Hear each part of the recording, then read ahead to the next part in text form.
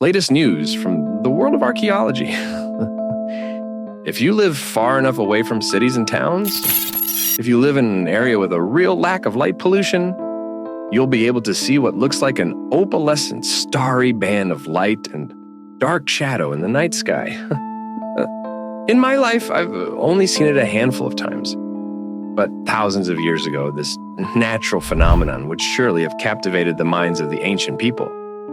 The band is, of course, our galaxy, the Milky Way, and it's been viewed by cultures in many different ways. From a celestial river to a pathway for departed spirits, to the birthplace of angels. But how the ancient Egyptians viewed the Milky Way has been a mystery, even with the countless written records left by the Egyptians and decades of research and study. Well, Dr. Groh, an associate professor of astrophysics at the University of Portsmouth and a research associate at the American Museum of Natural History, believes he's found the answer. He found the link between an ancient Egyptian goddess and the Milky Way.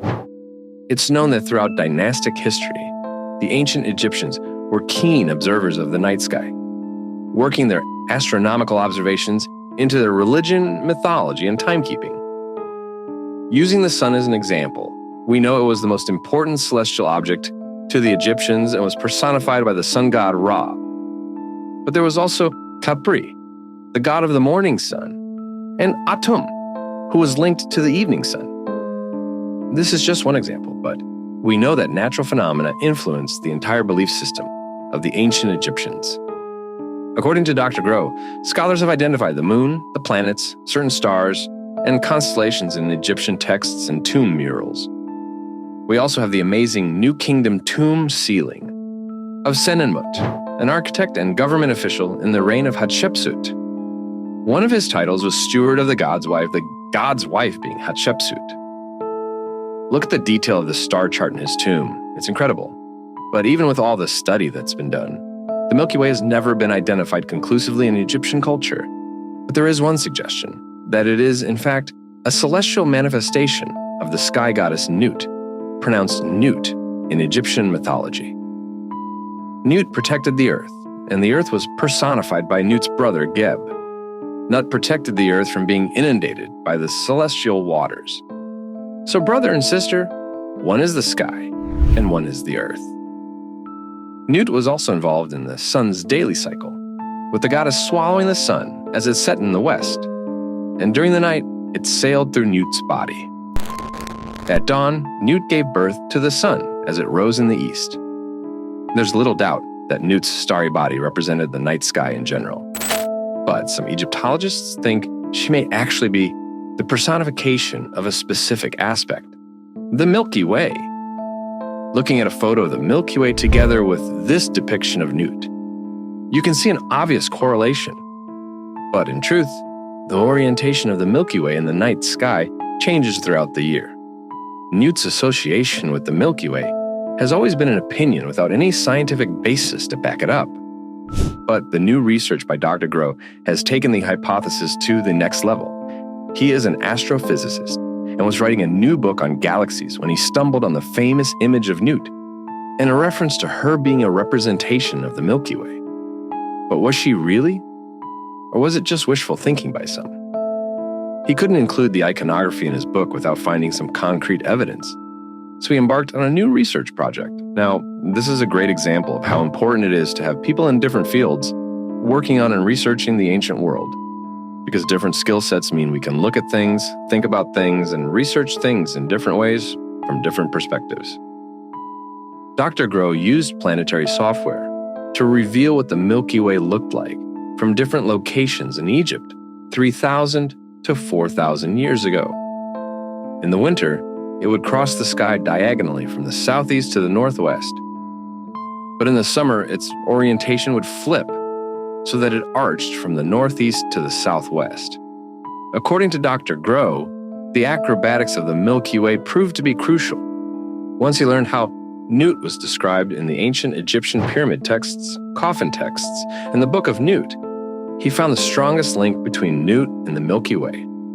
In the pyramid texts, which are more than 4,000 years old, and the Book of Nut, which is younger, around 3,000 years old, Dr. Groh found the strongest link between Newt and the Milky Way.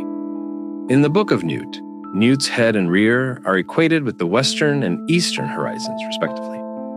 Her arms, though, are described as lying at an angle to her body, with her right arm in the northwest and her left arm in the southeast. This very specific orientation is precisely that of the Milky Way in the winter sky. He also learned that Newt did not just swallow the sun, but also a series of stars that rise and set throughout the night. This meant that Newt's head was locked in a position on the western horizon. Also, Newt gave birth to specific stars, meaning her groin was also in a fixed position on the eastern horizon. So this meant that Newt's body could never be mapped onto the Milky Way. The Milky Way does not go directly from west to east. Nothing is fixed in the night sky because of the Earth's rotation. It's in constant motion. So, Dr. Groh wondered if the Milky Way actually served as a figurative reminder of Newt's constant presence as the sky. In the winter, the Milky Way represented her arms, and in the summer, it was her torso or backbone. In Egyptian mythology, Newt also played an important role in the transition of the dead to the afterlife. Spells in various texts say Newt is called to protect the deceased. She is enticed to act as a ladder, to reach out her arms to the dead and lead them up to the sky, where they would take their place among the imperishable stars. If the Egyptians really did see the Milky Way as a depiction of Newt's arms during the winter, then the spells that call out to Newt to give her arm to the deceased and lead them up to the sky could mirror other cultures' conceptions of the Milky Way as a conduit between this life and the next. The work of Dr. Groh is fascinating, and he goes on to say how the echoes of Newt may have even endured into other Milky Way myths that are found across Africa, with some cultures calling it the backbone of the night. So, in conclusion, is the Milky Way, as some say, a manifestation of Newt? Well, according to Dr. Groh, not quite. But he does think the two are linked, with the Milky Way highlighting Newt's arms during the winter and her backbone during the summer. The Milky Way allowed the people to see her embodiment as the sky,